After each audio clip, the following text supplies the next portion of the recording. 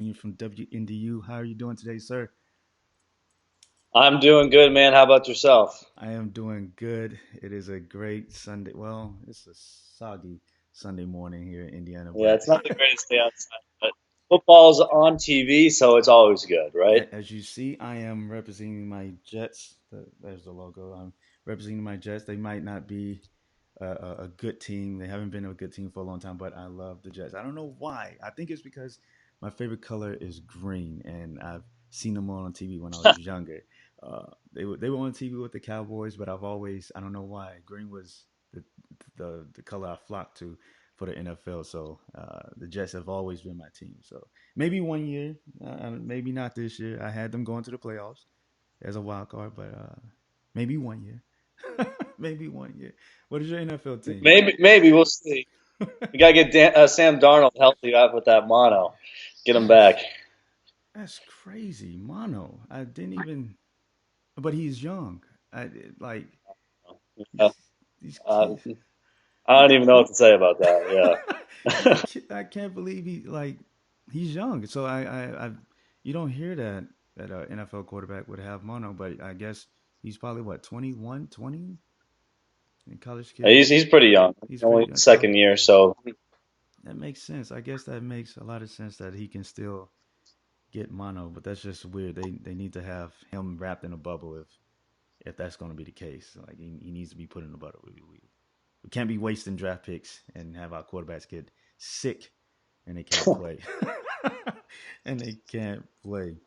But anyway, we transition. Today we're gonna be talking about the Notre Dame and Georgia preview. That's gonna be at the bottom of the show. But uh top 10. Top 10. I feel like there's a huge gap between the elites and I feel like only two elite teams. But there's question marks in those elite teams. I feel those two. I feel like they have a lot of question marks. The top 10. Do you see any? As we go through the top 10, and we're gonna start off at number 10. We want to know your question marks for those teams. So first, Michigan. They're ranked number 10 right now. Question mark. yeah, I don't feel great about Michigan almost losing to Army at home. Mm-hmm. And they honestly they should have lost if that Army kicker would have hit that. I believe it was a 50-yarder at the end of regulation. Mm-hmm. Obviously, the Wolverines ended up winning in overtime, but it's weird. It's like Urban Meyer's out of the Big Ten. This is Harbaugh's time to shine. And I told you in our earlier discussion back in May that I thought Michigan was going to win the Big Ten this year because Meyer is gone. And I don't know if that's going to happen now because I mean, they could barely beat Army at home. So what happens when Notre Dame comes to town in a few weeks? You know, it's I would not feel great. They lost a bunch of studs on defense last year. Obviously, they still have Shea Patterson, so they're rock solid at quarterback. But I would after that performance against Army, I would not be feeling too great about them. Yeah, that I also I was high on Michigan. I felt like Shea Patterson coming in, Urban Meyer, the big one, he's gonna be gone. I felt like this was the year for Michigan to put their stamp on the Big Ten. Like, boom, we're here, we're taking over. Ohio State is of the past. This is our conference now. And if we look into the season against Army and even against Middle Tennessee, they didn't perform. Like I don't root for any team that's going against a military school because of my military background, but that game should have been handled. Like I can see starting off Yeah, slow. it should have been easy. It should have been handled, and they Yeah, it didn't. should have been easy. And they didn't handle it No. all game. They struggled, even in overtime. Oregon had a, I mean, not Oregon. Army had a good chance of winning that game, but because they had to throw the ball, if I was Army, I would have just stuck to what I do: run the ball and just run the ball. Don't go back and pass. That's playing into Michigan's hand. Like just run the ball, and maybe you would have got closer. But they did lose. They lost. Army lost, and Michigan won, and they was super excited, like they won the Super Bowl. That doesn't sit well with me. That an elite, a big name school like that was celebrating the way they were celebrating, like they won the playoffs. Yeah, no, I mean they I mean I'm sure Harbaugh I mean I didn't listen to anything that Harbaugh said after the game, but I'm sure he was not thrilled with that effort, barely beating Army in overtime at home. If it was on the road, maybe that's a little bit different, but at home in one of the most electric atmospheres in college football, you should not be going to overtime against Army. Definitely not. So that I feel like there's question marks on the offense, the defense, and even question question the head coach. Does he know what he's doing? I had to question the whole program. I don't. It's not Michigan of old. This is supposed to be their conference. Supposed to be their conference. So then we move on to with Florida. Felipe Franks is gone for the rest of the year. Dislocated ankle. Yeah, that's tough. I think Florida's solid. I think obviously losing the quarterback is tough. Again, I don't think I mean, when we talk about the top 10 teams, it's like there's two tiers in the top 10. There's Mm-hmm. like the top few teams, like you were mentioning earlier, and the rest are like they're good, but like, are they good enough to be in the college football playoff? I don't think so, and I think Florida fits into that. I don't think they're good enough yet. They could be in a couple of years. Mm-hmm. They're building a nice program down there in Gainesville, but I don't think I don't think they're a contender for the college football playoff whatsoever. I agree. I didn't like the game against Miami. I thought they was gonna come in and make a statement, even though it was against Miami. But that Miami team is not the same from past Miami teams. And then they lose their main quarterback, so it's gonna be a rough one for Dan Mullen. They almost lost to Kentucky last night. I had Kentucky winning that game and giving the Kentucky 2 wins over that program, but they got lucky and pulled it out. Um, so there's a question mark at quarterback and the offense. I don't know what they're going to do offensively. Auburn, uh, they pulled out. I said at the beginning of the season, Auburn, the game against Oregon was set up for Auburn to do something weird and somehow manage a victory. That's how they win games. They do something weird. That pass that Bo Nix threw was short. It was underthrown. The receiver went up and got it. He fell into the end zone. That's an Auburn type of that's Auburn. That's what they do. If I had to put question mark, I would question mark the whole program. But they're up there. They will all every time they win one game, that's huge. They get that momentum. But when they play, we'll have to wait to see what they look like when they play LSU and Alabama and even Texas A&M. We'll have to wait and see. But that's Auburn. Doing weird things and Yeah, winning games.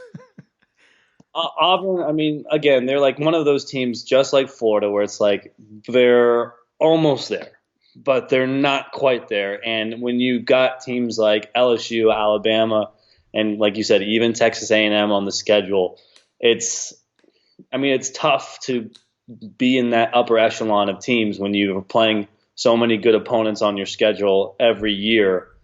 That being said, I mean, I'm not an SEC hater, but I think the SEC teams, there's a lot of SEC bias out there, and Hmm. everyone thinks that the SEC teams are way better than the rest. And I mean, I think Texas is a better football team than Auburn, but the only reason Auburn is up ahead of Texas is because they lost to LSU last week. So I don't think Auburn's, again, not a contender for the college football playoff. Solid football team on the brink, but not all the way there yet. I agree. Yeah, the only reason why Texas is below is because Auburn beat their team and Texas lost one game. I would definitely, if Texas and Auburn lined up, I could definitely see that Auburn wouldn't have enough offense to keep up That'd with be a good Texas. game, but I would have to pick the Longhorns. Yeah, Yeah. I think Texas would put up enough points to keep them securely winning that game. Notre Dame, I was high on in book. Um, Yesterday's game, we'll get into that, but Notre Dame, we'll save that one. Ohio State, Ohio State. I thought they would take a big time drop off because of losing Urban Meyer, but they have not. They've got studs on the offensive side of the ball. Justin Fields, I don't know how that transfer situation worked, how he was able to play after being at Georgia last year, Yeah, but that kid is a stud. I mean, it's hard to bring him down. He's huge. He can throw the ball, he can run it. And then in the backfield, you got J.K. Dobbins, who's might be small, but he plays with a ton of fight. He's such a good running back. I don't know how he does it. yeah. They're Doc, so good. that Again, losing Urban Meyer, I can't believe how. I mean, obviously Ohio State's a perennial powerhouse, but yes, they are in contention for the college football playoff.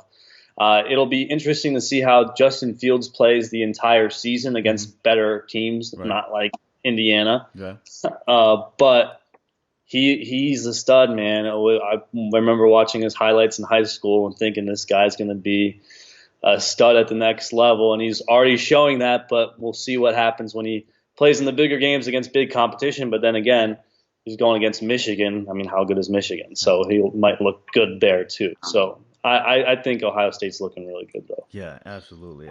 I'm surprised. I I'm lost for words on Justin Fields because I didn't think Georgia didn't use him. They used him only as to run and to be a decoy. And to see the numbers that he's putting up, even though it's against teams that are not that good, Indiana and a couple of other teams that he played, he still put those numbers up. We've seen schools that's supposed to beat the teams that they're supposed to crush, and they couldn't put the numbers up. And he's putting the He's doing what he's supposed to do. He's showing that he has the ability to play the quarterback position very well. Um, Coach Well, Day, there's a reason why Tate Martell. There's a reason why Tate Martell left yeah, Ohio State. He was the Gatorade Player of the Year in high school. mm-hmm. He was supposed to replace J.T. Barrett, and then as soon as Justin Field transfers, Tate Martell gets out of Columbus as fast as he can because he knows Justin Fields is that good, and he's. I think. I mean, I'm not saying it's going to happen this year, but he could end up being a possible Heisman winner at some point. I I can see that. I can see that. Maybe not this year because No, not because this year. Not this year. Not not this this year. year, not this year. Now we move At on some at some point. Oklahoma. I thought that was gonna be. Well, I mean, that's. I watched two games, Houston, the Houston game and the UCLA game, and Jalen Hurts. I think they changed the playbook a little. They're not really looking for downfield big plays. They're saying take what the defense gives you, and he's making his decisions, and he's big. He's playing in a conference. I feel like he's playing against smaller people. He's able to run over through, and but he hasn't played the conference games yet. But I feel like the players, even the players that are around him, are smaller than him. Like he's a beast, and I don't. The only question mark that I would have for Oklahoma is the defense, and I think he knows that when he does the after game interviews, he's not pointing to the defense, but he's saying there's tons of things that we need to work on. Like he knows if Oklahoma's going to win a championship, that defense is going to have to come along. And other than that, I mean, the offense is it's still clicking. It's still doing. It's putting up the numbers. It's getting the yards. That offense is still moving the ball. Yeah, there's something in the water out in Norman, Oklahoma. I don't know what it is, but 2 years in a row they've won a Heisman. Have a quarterback win a Heisman, and it could end up being a third. The way Jalen Hurts is playing, like you said, they haven't played that many great teams. Houston's not the greatest team in the world. Their defense is bad after losing Ed Oliver to the NFL draft. Mm-hmm. UCLA has not clicked at all under Chip Kelly. But I mean, this team has been in the. There's only been I believe, 3 or 4 schools that have been in the college football playoff multiple times. Mm-hmm. And Oklahoma is one of those schools. And Lincoln Riley, the guy's a He's genius. a I don't genius. know what it is that he does, but he is really good at getting his quarterbacks to play at a high level. And it also helps when he gets big time transfers like Kyler Murray and Jalen Hurts. And I guess Baker Mayfield Yep. was also a Baker. transfer there as well. So it helps when you got hot shot quarterbacks. So I think they're well on their way to possibly going back to the college football playoff. Great football team, great football program. They're a powerhouse offensively for sure. I definitely agree with that. Um, I guess the only test will be is Texas. That's going to be the only big test. Yeah. I felt Arizona. I'm not Arizona. Iowa State. They held on. That's one team that I thought maybe could trip up Texas and Oklahoma because the way they've played them in the past years. They still have that senior quarterback, the veteran quarterback for Iowa State, and they have some nice weapons on the outside. But the way Oklahoma and Texas look this year, that's gonna be that's what it's gonna come down to. Those two teams battling out for the Big 12. As we move on, we're looking at LSU. Everyone's everyone. LSU. They are a great football team. They do get cramped up a lot in their games. At least they did in Austin. But Joe Burrow, that guy is a stud. I don't know. And the funny thing is, before the Texas LSU game, both teams were talking about who's the real DBU, who's the real DBU, and both of the defenses look terrible, but they're good defenses, though. That's the thing. Hmm. Sam Ellinger for Texas looked great, but Joe Burrow, oh my goodness, he was a flat out stud. And I think in college football, a lot of it has to do with who is playing quarterback for you. Yeah. I mean, a lot of it has to do with the defense, but a lot of it comes down to the quarterback position.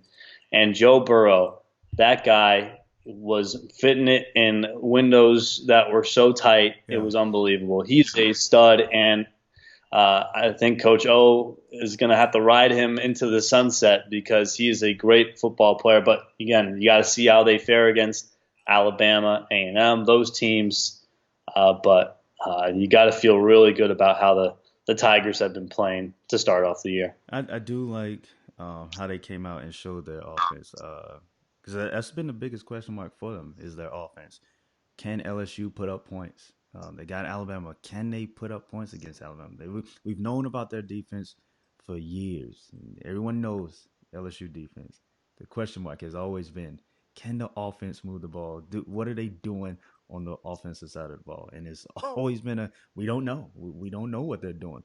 That game against Texas, they came out and made a statement. I feel like now the question mark is the defense. I didn't feel like they played LSU defense. But Sam Ellinger is a good quarterback. So Sam Ellinger, I mean, if like Jalen Hurts, Tua Tagovailoa, Trevor Lawrence were playing, he would be in the Heisman consideration. So mhm. he's a good quarterback. So I think that was just a good quarterback going against a good defense, and the quarterback was the one who ended up prevailing. So I don't think the LSU defense has a whole lot to worry about other than staying hydrated so they don't cramp up 7 times in one drive. But yeah, they're a good football team. There's no question about it. Okay. Well, I was wondering. I was thinking. I was leaning towards that. It was just two good quarterbacks getting hot at the right time, and they were both seeing the field perfectly, and was just they was on point. Both quarterbacks. I probably would have felt a different way if only one quarterback showed up to play, and it was ugly. But that was a good game. Both quarterbacks came out there and played very well. We'll talk about Georgia here in a little bit. Bama and Clemson. Bama being number two and Clemson being number one. The glaring question mark for me is the offensive line. This is not Bama of old. I think the coaches down there, Nick Saban probably realizes that this team is probably going to do their damage with throwing the ball. The offensive line is not the same. They can't block very well, or maybe it's the running back Najee Harris being too timid and hitting the holes, but they're not moving the ball on the ground like they used to. The defense is still young. Um, just, I guess the question mark would be that the team is still young, but what we know for certain is Tua and his wide receivers are going to make a difference. And if it's going to be a shootout, that's the game that Alabama's going to play. I don't think they're the team of old of running the ball, keeping the ball for 15 plays like they used to do. That's what I've been picking up and watching here lately, watching these Alabama games. What are your thoughts? I mean, I haven't had a lot of chance to watch these games because I've been at Notre Dame football games. But I think, I mean, like we've seen Tua over the last few years, and then the national championship a few years ago. I mean, flat out stud, left-handed, crazy Jedi master. I mean, he's awesome. I mean, I think him and Trevor Lawrence for Clemson are the two front runners for the Heisman. I mean, he's just so good. I mean, he's going to be a first round draft pick in the NFL, and Mm-hmm. it's weird to see Alabama actually have a really good quarterback because Yeah. they're normally just known as having all the other studs in every other position Mm-hmm. except quarterback. And now that they have, they've had a great quarterback and they had Jalen Hurts as well. It's unfair, honestly.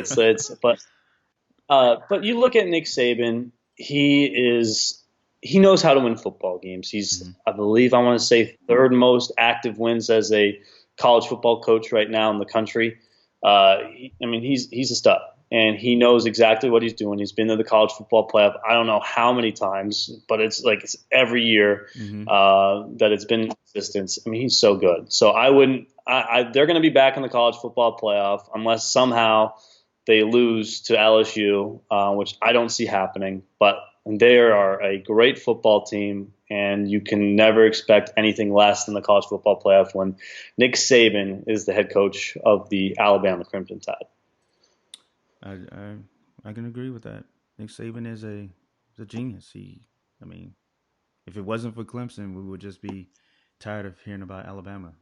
If what Clemson was not there, we would not. I mean, we would just get numb at hearing about Alabama.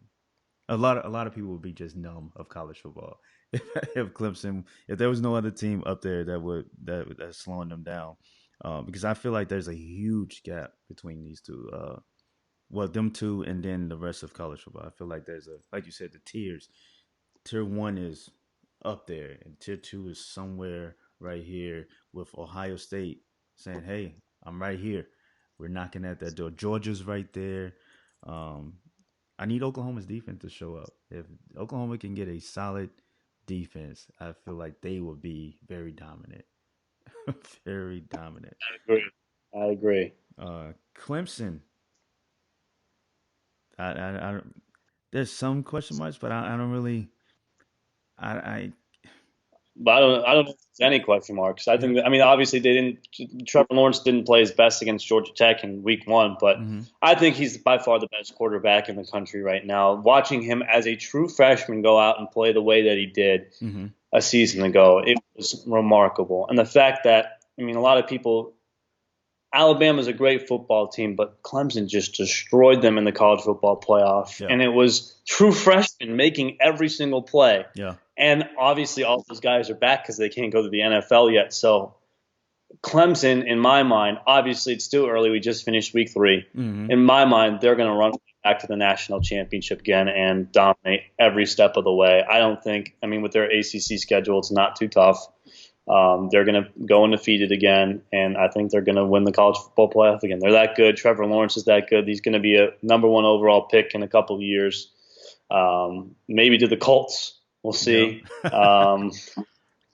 Now that Luck's retired, but he's a stud, and he is the great part about it too. And all these college football quarterbacks are all the same. They're all good people, which is great to see. mm-hmm, And Trevor Lawrence seems like he's a genuine, really good guy. Really cares about the game. He's gotten help with Peyton Manning at his passing academy, and he sure looks like a leader like Peyton Manning on the football field. And he was only a true freshman last year as a that leader. So you got to feel Clemson's top tier, top of the list.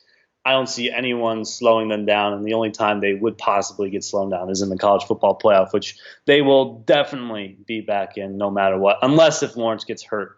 Knock on wood, that doesn't happen because it's so much fun watching them play. yeah. I thought I had question marks at the beginning of the season because they lost Dexter Lawrence and Colin Farrell on defense, but that defensive line and the defense looks very solid. Even though they haven't played any elite teams yet or teams that we would say very good. I mean, Syracuse, they ran all over Syracuse, but that same Syracuse team gave up 60 points to Maryland. But the defense is playing; they're doing what they're supposed to do. They stopped Texas A&M, so I don't really see any question marks. Can he stay healthy? But he's because the teams are coming after him.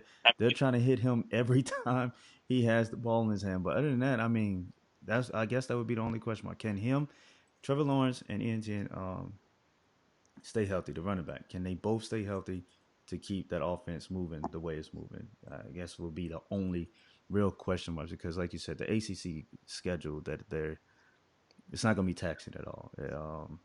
They might see Virginia in the ACC championship game, but I don't really know how much of a struggle that's going to be or how much of competition that's going to be. But they keep him healthy. I guess that would be the only question mark. Can you keep them healthy? Can you keep him from getting hit? Because he's taking some hits. teams are coming after Trevor Lawrence, and he's getting tagged a lot. That will be my question marks for the Clemson Tigers. But as we move on, we gave you the question marks. So everyone that should be you should be looking at those teams and seeing if they're improving or if they're not improving going further into the season. Again, this is week 3. It's still early. Teams are still trying to figure out what they're doing offensively and defensively. It is still early. Still not a lot of time to improve. Week 4 starts Friday or Thursday for some teams.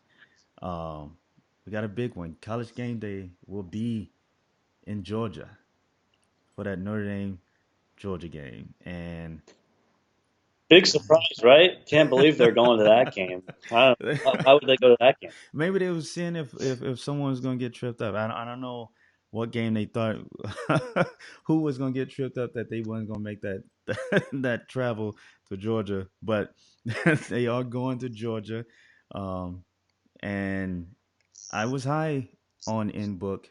First, we'll talk about the Notre Dame played New Mexico yesterday. How did you view that game? Yeah, I was there. 66-14 win. I Mm-hmm. think for a lot of people are upset with the rushing attack because they got out. Notre Dame got outran by New Mexico, but you look at how just dominant they were all day. You don't want to you didn't want guys getting hurt. You wanted guys getting in. And what was great about that game for Coach Kelly is that 5 guys who've never recorded touchdowns at the collegiate level recorded their first touchdowns Mm-hmm. at Notre Dame. Yeah. Kyle Hamilton got the pick 6 to start off the game. You saw Braden Lenzy there at the end. Sibo Flemister, Javon McKinley got 2 touchdowns. And then who's the last one? Avery Davis, who's made 4 position changes. Started at Notre Dame as a quarterback, went to defense, or went to running back, then to defense, and now the running back again. Mm-hmm. So Coach Kelly's got to be thrilled that a bunch of these inexperienced guys were getting that crucial experience. Granted, it was against a bad New Mexico football team, Mm-hmm. but they looked really good. And well, that's what you want to see from those top teams in the country is to dominate from start to finish, and that's what it seemed like they did last year against Ball State. Notre Dame struggled, Yeah. and against a team like Ball State, you got to dominate from start to finish, which they didn't do last year. Kelly was glad to see them dominate from start to finish. Again, a couple questions with the running back situation, how they're out with Jafar Armstrong's out. They're losing Tony Jones Jr. after having his second career 100-yard game against Louisville. He didn't show up, but he also didn't get really many reps. But I Right. think for Coach Kelly, that game was about getting guys experience who didn't have experience and getting Ian Book a little bit more comfortable because against Louisville, he did not look his best. He even said he was rusty after the Louisville game. So he's got to feel good about how he played. Only question mark that I had, it seemed like Ian Book got hit a lot in the pocket, and that's against New Mexico. Yeah. Imagine what that's going to be like. That offensive line's going to be going when they see that Georgia Bulldog defense, that front 7 who's produced some big time talent over the years. Mm-hmm.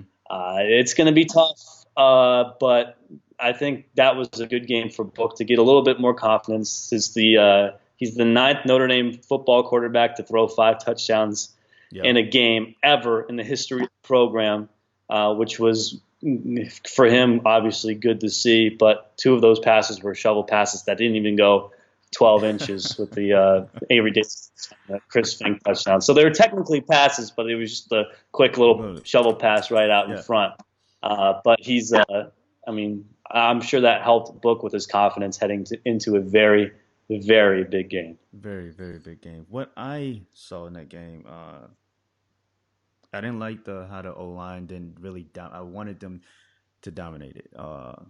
Friday, when I talked about this, I said Notre Dame had to come out fast start, get focused, and put their foot on New Mexico's throat and dominate that whole game. And if you look at the score, 66-14, like that was pure domination. But if you watch the interactions on the field with the line, how the line battled, I didn't see they didn't get a lot of push.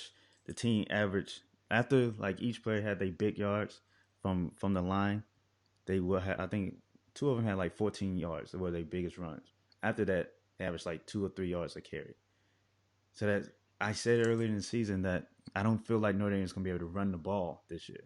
I don't feel like that line is going to be very good enough for them to run the ball. So I put more ownership on in book to that he's going to have to push the ball down the field. He didn't do that in the Louisville game, and like you said, he said he was rusty, and we definitely saw that because he was jittery in the pocket. Uh, he didn't stay back there and have patience, and then again, that could have been because he felt like the offensive line didn't give him enough time to get the ball downfield. So maybe the chemistry, all of them, the chemistry wasn't there yet. Um, those would be my question marks. Like that offensive line, how is that offensive line going to hold up against that Georgia front? Like, because those boys are they come into play, and if they can only get 3 yards of carry against New Mexico, even though they didn't run the ball that much, Book was a top rusher. Um, he's not going to be able to do that in that football game against Georgia, running the ball constantly. Um, how do you feel about that? Him being the focal point of them moving the ball with him running. I don't think that's going to be the case for most games. I think that was just a special. It was a statistical anomaly. But Tony Jones Jr. is going to be getting the brood of the carries, and you're going to see Kyron Williams stepping in, the freshman running back. Mm-hmm. It's not going to be a Sebo Flemister. Obviously, he got his first touchdown yesterday as well. I don't think it's going to be anything where Ian Book is leading the team rushing. I think that was just a special case for yesterday. But I think the offensive line, they have some problems, but I feel like Notre Dame is also one of those teams that plays to their competition sometimes. Yeah. And I think so maybe they just were like, I don't know, taking it easy a little bit where Georgia was kind of on the back of their mind because, I mean, they destroyed New Mexico. It's the largest home opener win since 1932 when the Irish took down Haskell 73-0. So they're a great. I mean, they had nothing to really worry about. So I don't know if those guys were just the offensive linemen were just kind of coasting it a little bit, trying to save themselves for that big Georgia game a week from yesterday. Okay, I can see that. If that's the case, making sure you don't get injured or banged up in that game. It's a good thing that no one got. I don't recall anyone getting injured in that game for Notre Dame, right?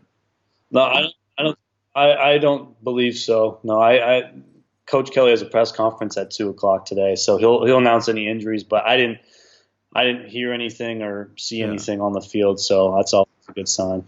So what will be your keys for Notre Dame to win that game in Georgia? It's gonna be a ruckus crowd. Keys to win. You got. I mean, in an atmosphere like that, the crowd is going to be a huge factor. Especially, I mean, the Notre Dame game in South Bend a few years ago. You saw how well the Georgia fans traveled for that game, so you know that it's going to be they're going to be rowdy out in Athens. Yeah. So the first thing Notre Dame has to do is they've got to make a statement right from the get-go. They need a big play right from the start. I think it'd be great to see just Ian Book first play of the game, just launch a Hail Mary down the field to Chris Fink or Chase Claypool and see what happens. Just to make a statement, quiet the crowd. And I think that's what they need to do right away. You can't play conservative, I feel like, against a team like Georgia because they're going to be tough. Our pregame show yesterday, we talked about it, about the Georgia game next week. And I don't think Notre Dame is going to win that football game. However, I did say that if the game was at Notre Dame Stadium, I would pick the Irish to win. I think Georgia's a great football team. I also think Notre Dame's a very good football team, well coached. We talked about Nick Saban having the most active wins in college football, or the third most wins in college football right now. Brian Kelly has the most. He's leading the nation in wins as a head coach, active wins. So he's done a great job. He knows how to prepare his football team to win. It's going to be tough, but I think it is possible. I think it's going to be a very close game. But in the end, I think right now that Notre Dame offense is just looking a little bit too shaky. The Notre Dame defense, again, not didn't look the greatest against Louisville.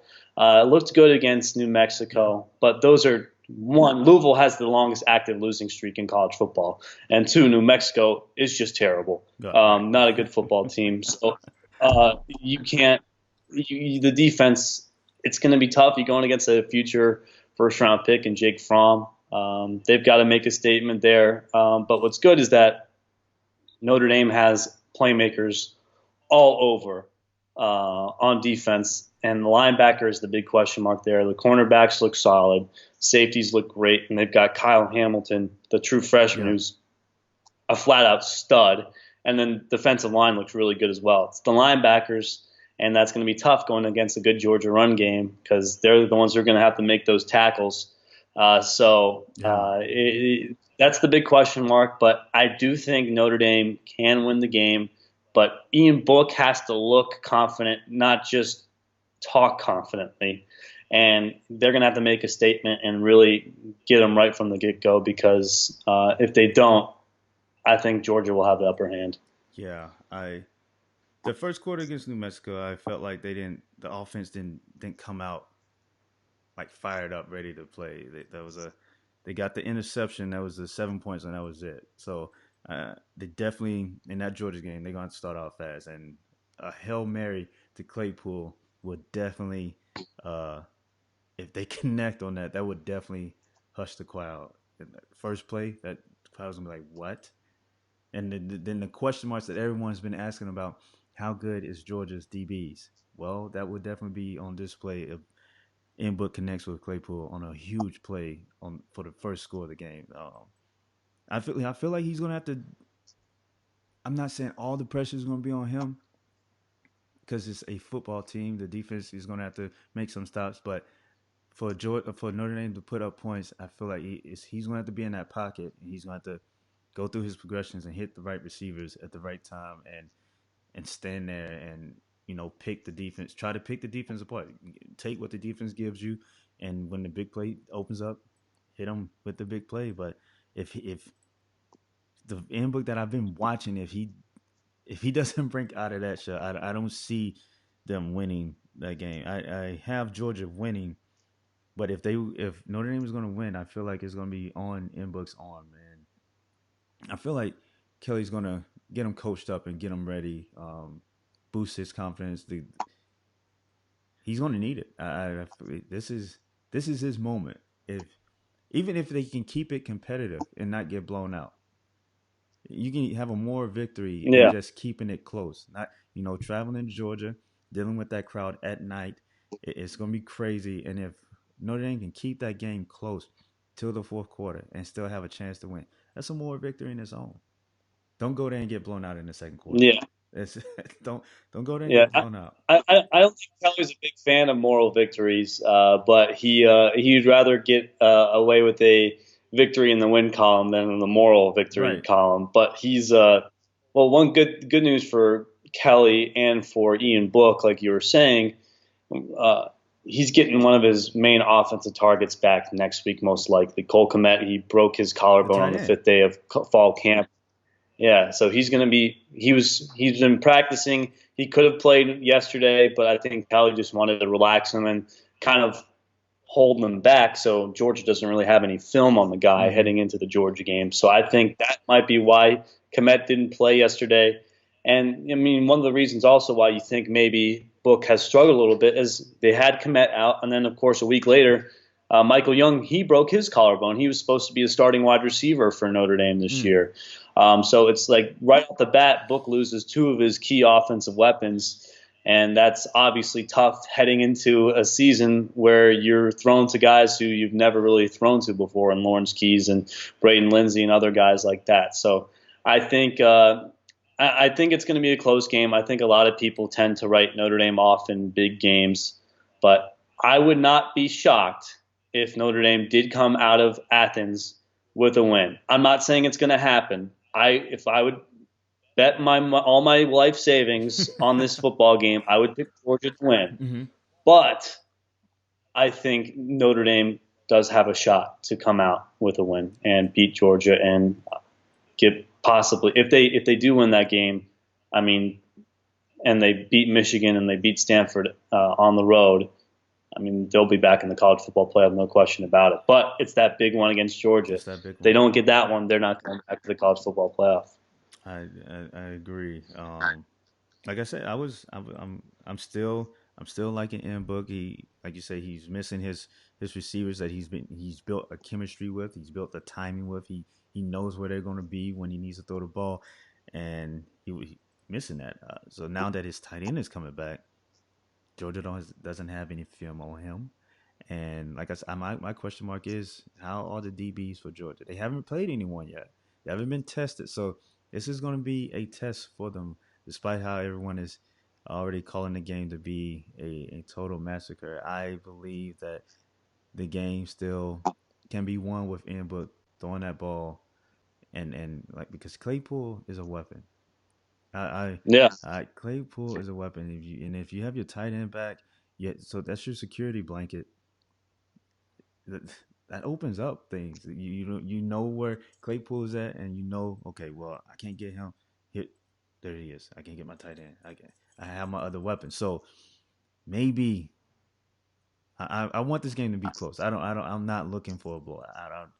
I feel like Georgia I will think win. it's You think it's gonna be close?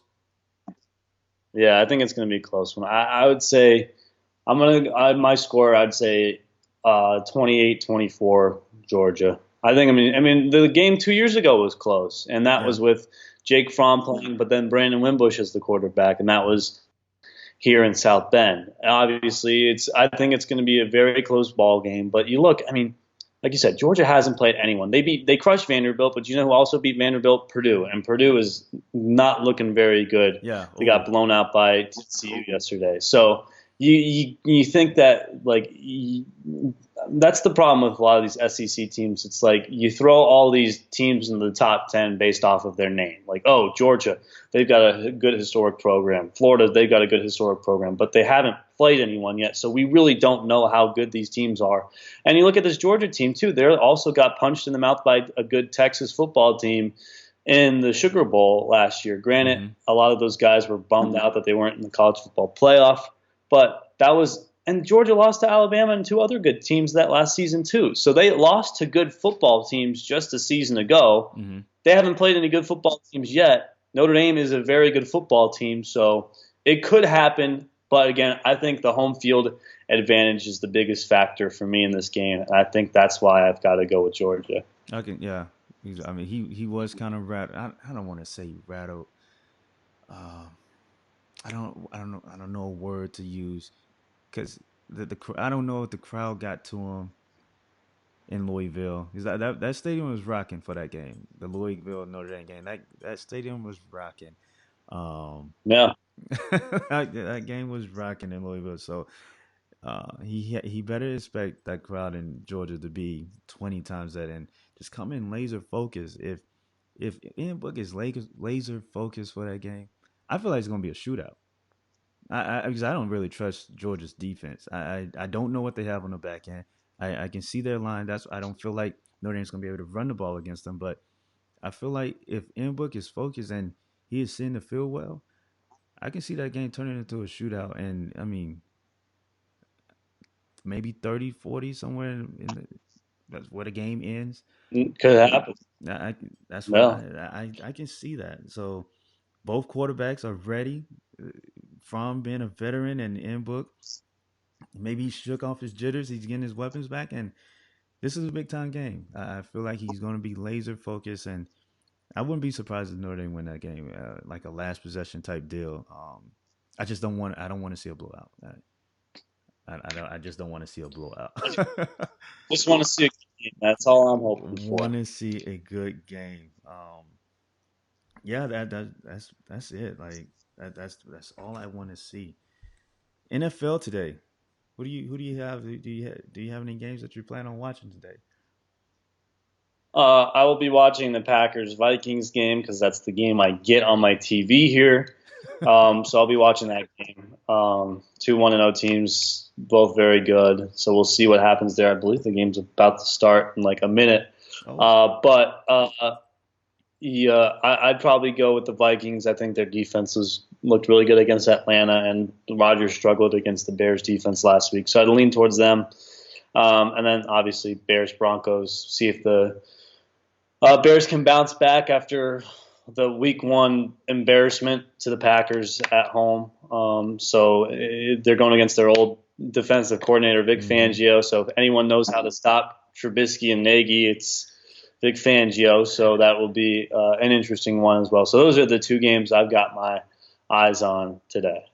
I think a lot of people have their eyes on that Chicago Bears, that matchup with um, Trubisky meeting his old defensive coordinator. Like, what happens now? Is he gonna rise to the challenge, or is he gonna regress? He hasn't shown a lot Yeah, of that. He it hasn't was shown a weird. lot. I mean, that's the worst game of his career, no doubt. Mm-hmm. I think he knows that. And he's just got to bounce back. I mean, that's what he's got to do. It's crazy. You hold Aaron Rodgers to 10 points and you Yeah. think, oh, that's enough to win a football game. But no. Trubisky looked terrible, but I don't think Nagy helped him out at all. He looked at David Montgomery, the rookie running back, who Nagy's been praising all preseason long, saying that he might have been a third round pick, but he's a first round talent. And then he, in the first quarter, the Bears had 5 touchdowns. 2 were Trubisky runs. 1 was a penalty, and the other the other 2 came from Montgomery runs. And then the rest of the game, Montgomery got 5 touches, which doesn't make any sense Yeah. to me whatsoever. So they've got to get the young rookie the ball. They've been hyping him up. They've been sitting him out in the preseason to give him reps, and they kept throwing it to Mike Davis. And it's like, listen, you brought in Montgomery to be the guy. You got to give it to Montgomery. So we'll see what happens today. I'm guessing that's going to change. I mean, I guess they don't want to give too much away, but you also don't want to score only 3 points in a football game. So that's not going to win you. That's not gonna win you So any games. we'll not see. We'll see what happens today. So not in the new age of the NFL. Well, folks, thank you for tuning in to the show. Before we get out of here, I want you guys to know that you can find this podcast episode on Facebook.com/STIP ODC. Oh, I just locked something. CST. You can find it there. Also, as you see, it's on Periscope, Twitter, and finally, I am finally on YouTube. As soon as I get to 100 subscribers, I will have the YouTube URL up and available. Right now, it's a bunch of letters and numbers and garbage. No one wants to type all that nonsense. And so, go to the YouTube. Go to the Facebook page if you want to see the YouTube stuff. I'll have that posted on the Facebook page, and you can find me on Twitter. Also, here's the Twitter feed, SeeThroughIt1. And then if you want to follow Mr. Mark Skol Jr., there's his Twitter feed right there, Mark Skol Jr. _ WNDU. Again, sir, thank you for doing the show with me. I hope we get a good game. well, always great to be on. I, Thank you. I hope we get a good game Saturday. Um, yeah, I hope we have a good game Saturday. So, again, Me folks, too. thank you for tuning in. This is the See Through It podcast. I'm your host, Brian Sells. I will see you guys later.